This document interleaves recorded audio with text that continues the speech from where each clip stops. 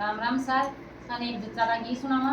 चौका लागे तो लाइक कर दियो, शेयर कर दियो, सब्सक्राइब कर दियो और कमेंट में जरूर बता दियो भाई शौक लगे सा जच्चा बहुत प्यारा सुनिए। जच्चा रानी का सा